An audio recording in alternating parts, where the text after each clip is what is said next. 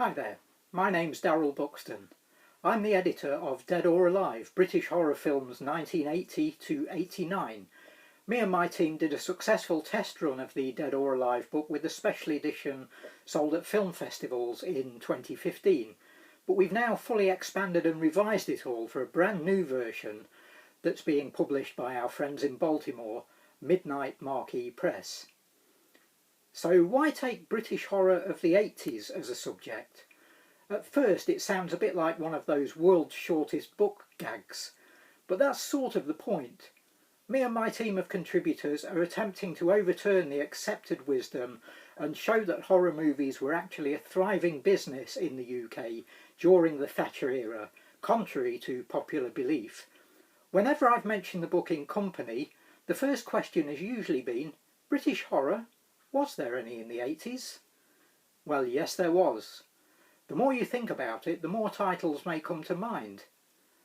I suppose Hellraiser is the obvious one that leaps out, but don't forget Ken Russell's Gothic and Lair of the White Worm, Norman J. Warren's Inseminoid and Bloody New Year, and the big theatrical releases of the period, such as The Bride, Paper House and The Company of Wolves.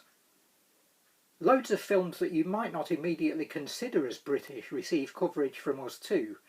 Aliens, Life Force, An American Werewolf in London, The Hunger, The Shining, The Sender, American Gothic, even The Hills Have Eyes Part 2 and more qualify as British horror movies, at least as far as we're concerned.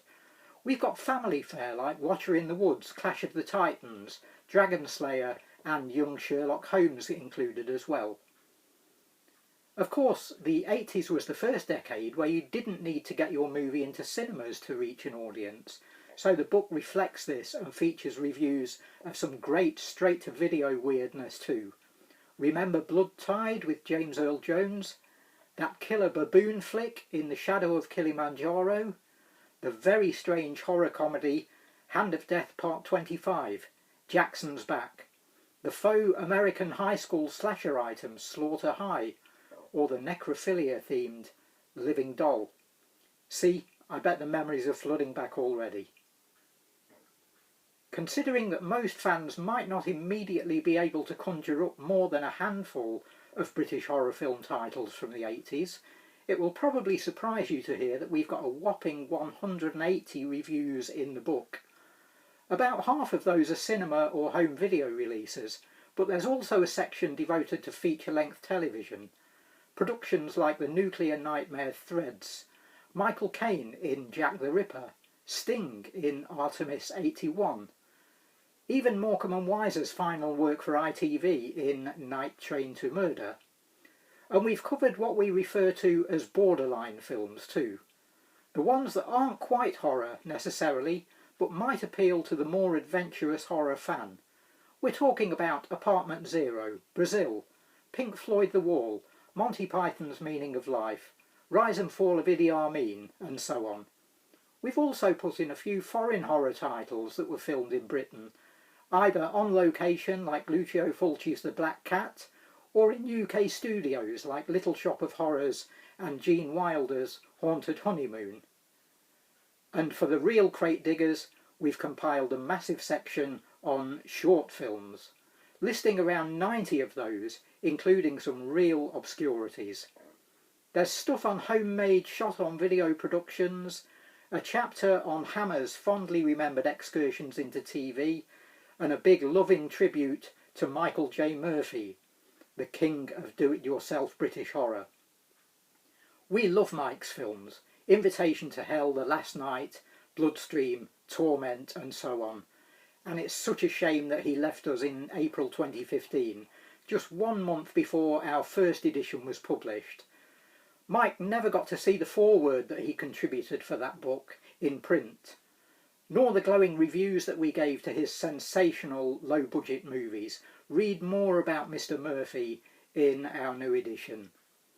Speaking of forewords, we've got a brand new one, written by the amazing Graham Humphreys, whose fabulous artwork has adorned countless movie posters, video boxes, DVDs and Blu-rays. Graham designed that classic Palace Pictures Evil Dead poster in the early 80s and is churning out work for the likes of Arrow Video at the moment.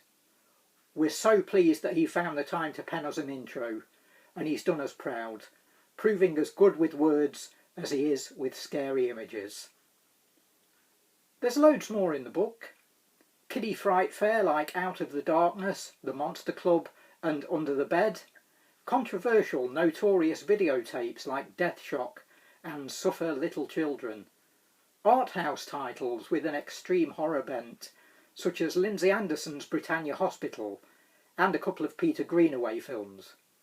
Exhumed rarities revived for the Blu-ray age, like Sleepwalker and The Orchard End Murder, and obscurities that haven't made it to disc yet, like the time-bending, ballet-dancing shocker Deja Vu, or the crazy dyslexia, incest, apocalypse, mass murder combo The Housekeeper.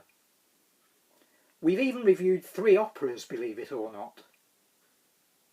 So from Kenny Everett in Bloodbath at the House of Death, to Anthony Perkins in the incredible Edge of Sanity, from the Santa slayings of Don't Open Till Christmas, to the unforgettable Black Mamba meets a pissed off Oliver Reed and Klaus Kinski sensation that is Venom.